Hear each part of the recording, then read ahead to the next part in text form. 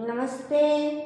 আজি মই এনে ঘৰুৱা হিষ্টৰী ক'বলৈ খুজিছোঁ মা দেউতাৰ বিষয়ে। চাওকচোন, মানুহে মা দেউতাক বহুত বেয়া পায়। মা দেউতাৰ বাহিৰে বহুতে বুলি নহয়, কিছুমানে, তাৰ মাজত কিছুমানে মা দেউতাক বেয়া পায় আৰু চবেই নহয়, বহুত মানুহে মা দেউতাক বহুত ভগৱানতকৈ নিচিনা পূজা কৰে। যোনবিলাকে মানে মা দেউতাক মৰম নকৰে সেইবিলাকক মই কৈছোঁ, চাওকচোন, মা দেউতাই জন্ম নিদিলে আমি জানো এইখন ধুনীয়া দেখিলোঁ হয়? নেদেখিলোঁ হয়। 2 নম্বৰ, আমাৰ মা দেউতা বিয়া পতাৰ পিছত, ল'ৰাবিলাকে বিয়া পতাৰ পিছত বা ছোৱালীবিলাক বিয়া হোৱাৰ পিছত মা দেউতাক বেয়া পোৱা হয়। কিহৰ কাৰণে বেয়া পোৱা হয় চাওকচোন, মই কওঁ। এজনী বেলেগৰ ঘৰৰ পৰা ছোৱালী এখন ঘৰলৈ আহে বা আমিও বিয়া হৈ বেলেগৰ ঘৰলৈ গৈছিলোঁ, আমি মা দেউতাক ৰেচপেক্ট নকৰোঁ। মানে আমাৰ ঘৰত কি, আমাৰ মা দেউতা আমাৰ কাৰণে ভগৱান, হাজবেণ্ডৰ মা দেউতা আমাৰ কাৰণে ভগৱান নহয়। কিন্তু ভুল হয়, বহুত ভুল হয় এইবিলাক কথা। কিয় চাওক, চবৰে মা দেউতাই বহুত হেঁপাহেৰে ল'ৰা ছোৱালী জন্ম দিয়ে আৰু বহুত ডাঙৰ দীঘল কৰে, কষ্ট কৰে।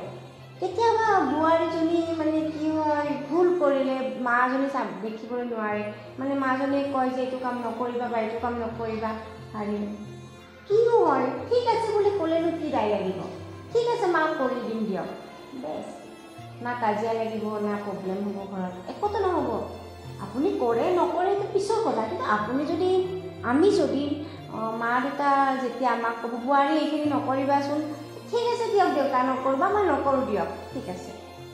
আপোনাক পিছে পিছেতো নাথাকে মা দেউতাই, কৰিম মানে কিবা এটা কাম কৰিব খুজিছোঁ কৰিম, কাৰণ আমাতকৈ মা দেউতাবিলাকে বহুত কোচ জানে, মানে বহুত জানে, কাৰণ তেওঁলোকৰ সেইটো অভিজ্ঞতা আগত হৈ গৈছে।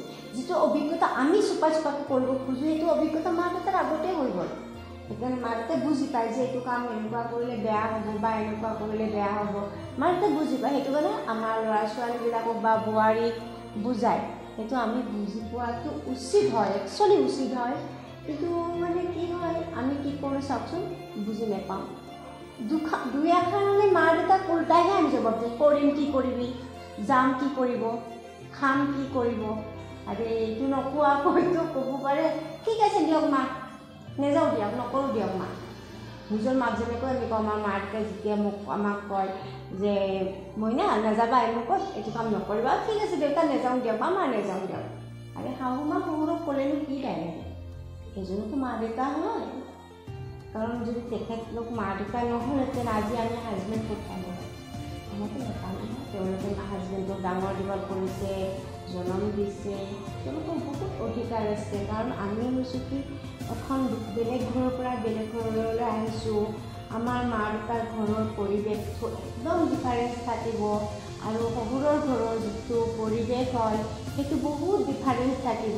সেইটোক আমি এডজাষ্ট কৰিবলৈকে আমাক টাইম লাগিব, সঁচা হয়, টাইম লাগিব, বা আমিও এইটো একচেপ্ট কৰি চলিব লাগিব, বা আমাৰ শহুৰ শাহুও এইটো একচেপ্ট কৰি চলিব লাগিব যে এজনী বেলেগৰ ঘৰৰ ছোৱালী আহিছে আমাৰ ঘৰত, তাইক আমি ইজ্জত দি মৰমেৰে ৰাখি বুজাব লাগিব। আৰু বোৱাৰীও আমাৰ এইটো কৰিব লাগিব যে আমিও বেলেগৰ ঘৰত আহিছোঁ, সিহঁতৰ কেনেকুৱা পৰিৱেশ, কেনেকুৱা লাইনত চলিব লাগে, সেইটো আমিও বুজিব লাগিব। কাৰণ তেতিয়াহে এখন ঘৰ মৰমেৰে ধুনীয়াকৈ চলিব পাৰিব। এতিয়া যদি এজনে এজনক বেয়া পাওঁ, সেইজনে যদি এজনক বেয়া পাওঁ, কিবা জানো হ'ব? নহ'ব। মানুহে পিছত বহুত কথা ক'ব, কিন্তু আপোনালোকে সেইটো শুনিবলৈ বাদ দিব, আকৌ দি নহয় নিজৰ ঘৰখন সোণৰ নিচিনা জিলিকাবলৈকে কোচিছ কৰিব। বেলেগৰ কথা নুশুনিব, বেলেগে কি কৰিব, ইপিনৰ কথা ইপিনে, ইপিনৰ কথা ইপিনে ক'বয়ে। সেইটো কাৰণে মা দেউতা, শাশুমা শ্বশুৰ, ভাইটি ভণ্টি চবকে চাথ লৈ যিহেতু চলিব লাগিব, চবৰে কথা শুনিব। আৰু মই যদি ভুল কৈছোঁ তেতিয়াহ'লে আপোনালোকে মোক মাফ কৰি দিব, আৰু যদি মই ভাল কৈছোঁ লাইক, কমেণ্টছ, শ্বেয়াৰ আৰু ছাবস্ক্ৰাইব কৰি দিব। বাই, নমস্তে।